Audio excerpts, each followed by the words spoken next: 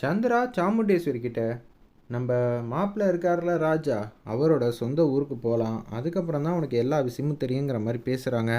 Miss பண்ணாமல் ஃபுல்லோடையும் கேளுங்க. PCN சுத்தமாக போக மாட்டேங்குது. பார்க்கலாம் லைக் பண்ணிட்டு பார்த்தீங்கன்னா கொஞ்சம் பேச வந்து முட்டிட்டா இருக்கும். சந்திரா வந்து சாமுண்டேஸ்வரி கிட்ட கேட்குறாங்க, அக்கா நீ கோவப்படுறது எல்லாம் நியாயம்தான், ஆனால் உன்னை யாருமே புரிஞ்சிக்கவே மாட்டேங்கிறாங்க. ஆனால் இந்த விஷயத்த நீ எதுக்காக வேணான்னு சொல்கிறேன்னு சொன்னாதான்க்கா எல்லாருக்குமே புரியும். உன்கிட்ட யாரும் எதுவும் கேட்க மாட்டாங்க அப்படின்னு சொன்னோன்னே, நான் பேசுனதை மட்டும் கேளுங்க. என்னை எதிர்த்து பேசுறது, என் முடிவை மாற்றி பேசுறது, இந்த வேலையெல்லாம் இருக்கவே கூடாது. சந்திரா, நான் உனக்கும் சேர்த்து தான் சொல்கிறேன். அக்கா, உன் பேச்சை கேட்குறதுக்கு நான் இருக்கேங்க்கா, உன்னோட தங்கச்சியா. ஆனால் உன்னோட பசங்க, உன்னோட மாப்பிள்ளை, வீட்டுக்காரங்கெல்லாம் உன் பேச்செல்லாம் கேட்க மாட்டாங்க. முதல்ல அதை தெரிஞ்சுக்கங்கிற மாதிரி சொன்னோன்னே, நீ சொல்கிறது எனக்கு ஒன்றும் புரியல சந்திரா. நீ அமைதியாக இரு, நான் பேசிக்கிறேன். ஆமாம், என்னை என்னைக்கு பேச விட்டுருக்கேங்கிற மாதிரி அவங்க வந்து வச்சிட்ருக்காங்க. அப்போன்னு பார்த்து நம்ம கார்த்தி மாட்டுக்கும் பேசுகிறாங்க. நீங்கள் கோவப்படுற அளவுக்கு ஒன்றும் நடக்கலை. இந்த விஷயத்துக்கு பின்னாடி இருக்கிறதெல்லாம் உங்களுக்கு சொன்னால் புரியாத மாப்பிள்ள. உங்களுக்கு தெரிஞ்சிச்சுன்னா நீங்கள் பேச மாட்டீங்க, எனக்கு தான் ஆதரவு கொடுப்பீங்கன்னு சொல்லிவிட்டு அவங்க மாட்டுக்கும் போகிறாங்க. மாமா, இந்த விஷயத்துக்கு பின்னாடி இருக்கிறது எல்லாம் உங்களுக்கு தான் தெரியும். எதுக்காக அத்தை பாட்டு வேணான்னு சொல்கிறாங்க? எனக்கு சுத்தமாக பிடிக்கலையே. ஏதாவது பசங்க ஜெயிச்சாங்கன்னா ஆர்வமாக சந்தோஷமாக வரவேற்கிற அம்மா அப்பாவை பார்த்துருக்குறேன்.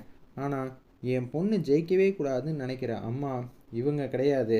இவங்க எல்லாருக்கும் சப்போர்ட் பண்ணுறாங்க, பெண்கள் சாதிக்கணும்னு எல்லாமே சொல்லுவாங்க. இந்த விஷயத்துல ஏன் அவங்க இப்படியெல்லாம் முடிவெடுக்கிறாங்க எனக்கு தெரியலையே அப்படின்னு சொல்லி யோசிக்கும்போது, எனக்கும் தெரியல. என்ன மாமா, உங்களுக்கு தெரியாமல் எப்படி இருக்கும்? சாமுண்டேஸ்வரி எந்த விஷயத்தை தான் ஓப்பனாக வந்து பேசியிருக்கா. அவள் மனசுக்குள்ளே நியாயமான ஏதோ ஒரு விஷயம் வந்து இருக்குது, அதனால தான் வேணாங்கிறா. சுவாதி, நீ எதுவும் தப்பாக நினச்சிக்காதம்மா. நான் அம்மா கிட்டே பேசி ஏதாவது முடிவுக்கு வரேன்னு சொல்லிட்டு சாமுண்டேஸ்வரி கிட்டே பேச்ச ஆரம்பிக்கிறாங்க. அப்போன்னு பார்த்து, இந்த விஷயமா நீங்கள் என்கிட்ட பேச வேணாம் அப்படின்னு சொல்லி சொன்னதுனால அப்படியே வெளில வந்துடுறாங்க. போனாலே வந்து செமையாக வந்து கத்துறா, என்னமோ சரியில்லை அப்படின்னு சொல்லிட்டு இருக்காங்க. இப்போ தான் அக்கா வீட்டில் இருக்கிற எல்லாருமேலேயும் கோவத்தில் இருக்காங்க. இப்போ ராஜா விஷயத்த சொன்னால் கரெக்டாக இருக்குன்னு யோசிச்சுட்டு இருக்காங்க. அந்த இடத்துல சந்திரகலா, அக்கா நான் சொன்னதை கேளு. நீ வாட்டி எனக்கு சந்தர்ப்பம் கொடுத்த, அதில் ஏதோ ஒன்று தப்பு நடந்துருச்சு. ரெண்டாவது வாட்டி எனக்கிட்ட ஒரு சத்தியம் பண்ணித்தா, நான் சொல்கிறத நம்புவேனே. எனக்கு தெரிஞ்ச ஒரு தகவல் வந்திருக்கு. நம்ம ராஜா இருக்கார்ல, அவர் பேரங்கிற நிரூபித்து காட்டுறேன் அப்படின்னு சொல்கிறாங்க. ஏண்டி இப்படி பண்ணுற? எதுக்காக இப்படி பண்ணுற? எனக்கு ஒன்றும் புரியல. அக்கா நீ ஏமாந்துக்கிட்டு இருக்க. ஏன் சாமுண்டேஸ்வரி அக்கா எவ்வளோ பெரிய மாசு தெரியுமா? அவங்க போய் கார்த்திகிட்டலாம் ஏமாறக்கூடாது. ஏண்டி கார்த்திங்கிற? அவர் பேர் ராஜா. நீ வா, முதல்ல நான் நிரூபித்து காட்டுறேன்னு பேசுகிறாங்க.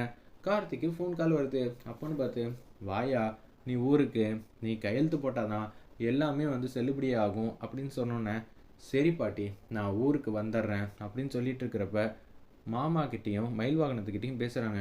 நான் இப்போ ஊருக்கு போயிட்டு கையெழுத்து வந்து போடணும், நீ கொஞ்சம் ஜாக்கிரதையாக இருக்கணும். ஏன்னா நீ தான் அங்கே போகிறதானே யாராவது வீடியோ ஆதாரம் எடுத்தாலும், இல்லை நீ கையெழுத்து போடுறத ஆதாரம் புரியுமா சாமுண்டேஸ்வரி கிட்ட நிரூபிக்கலாம்.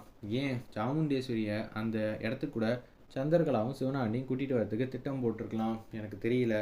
எனக்கும் அந்த யோசனையெல்லாம் இருக்குது, நான் பார்த்துக்கிறேன்னு சொல்லிட்டு தான் கார்த்திக் ஊருக்கு போகிறாங்க. மாப்பிள்ளை ஜாக்கிரதையாக இருங்க மாப்பிள்ளை. இந்த விஷயத்த நல்லபடியாக செஞ்சு கொடுத்தா மட்டும்தான் நம்ம தாத்தா ஆசைப்பட்டபடி, எங்கள் அப்பா ஆசைப்பட்டபடி எல்லாமே நல்லபடியாக நடக்கும். எனக்கும் தெரியும், நான் பார்த்துக்கிறேன்னு சொல்லிட்டு ஊருக்கு கிளம்பலான் இருக்காங்க.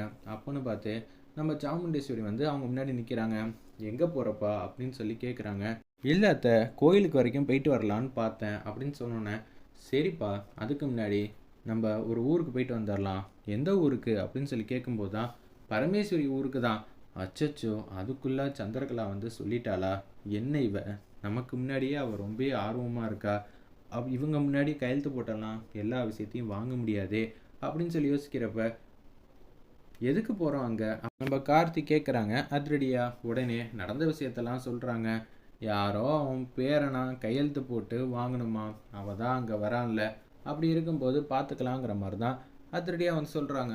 உடனே அச்சச்சோ, இந்த விஷயத்த நம்ம இதுக்கு மேலே சமாளிக்கிறது கஷ்டமோ அப்படின்னு சொல்லிட்டு இருக்காங்க. சரி மாப்பிள்ளை, நீங்கள் ரெடி ஆகிடுங்க, நான் வந்துடுறேன், ஒரு 10 நிமிஷத்தில் கிளம்பிடலாம் அப்படின்னு சொன்னோன்னே, நம்ம மயில் வாகனத்துக்கும் ராஜராஜனுக்கும் என்ன செய்யணும் ஏது செய்யணும்னு சுத்தமாக தெரியவே இல்லை. மாப்பிள்ளை இப்படியே போயிட்டு இருந்துச்சுன்னா என்ன பண்ணுவீங்க? அங்கே கையெழுத்து போடுற அந்த ரிஜிஸ்டர் முன்னாடி தான் போகிறீங்க. அங்கே தான் நீங்கள் நிற்கிறீங்க. உங்களுக்கு பக்கத்தில் தான் சந்திரகலாவும் சாமுண்டீஸ்வரி நிற்கிறப்ப எப்படி கையெழுத்து போட்டு நீங்கள் அந்த விஷயத்தை வந்து வாங்குவீங்க? எல்லாருக்கும் வந்து தெரிஞ்சிடாதா அப்படின்னு சொல்லி கேட்ட உடனே, ஆமாம் எனக்கும் தெரியல, நான் என்ன செய்ய போகிறேன்னு ஐடியாவே இல்லை. இப்போ சாமுண்டீஸ்வரி எப்படி இருந்தாலும் உங்களை கூட்டிகிட்டு போயிட்டு அங்கே தானே நிப்பாட்ட போகிறா. நீங்கள் பேரன் இல்லைன்னு சொல்ல முடியாது, கையெழுத்து போடுங்க அப்படின்னு சொல்லி ராஜா சேதுபதி பேரன் அவர்களே அப்படின்னு சொல்லிட்டாங்கன்னா என்ன பண்ணுவீங்க? தெரியல மாமா, இது மாதிரி ஒரு விஷயம் நடக்கும்னு நினச்சி கூட பார்க்கல. இப்போ நம்ம தான் சமாளிக்கணும். எனக்காக ஒரு விஷயம் பண்ணுவீங்களான்னு சொல்லி சைலண்ட்டாக நீங்களும் வாங்க மாமா அப்படின்னு சொல்லிடுறாங்க அந்த இடத்துல நம்ம ராஜராஜனை. சரி மாப்பிள்ள, நீங்கள் சொன்னதுனால நானும் வந்துடுறேன். மயில் வாகனம் நான் வரட்டுமான்னு கேட்குறாங்க. நீங்கள் வேணாம், நீங்கள் இங்கே இருங்க, நான் மாமாவை மட்டும் கூட்டிகிட்டு போயிட்டு வந்துடுறேன்னு சொல்லிட்டு அப்படியே வராங்க.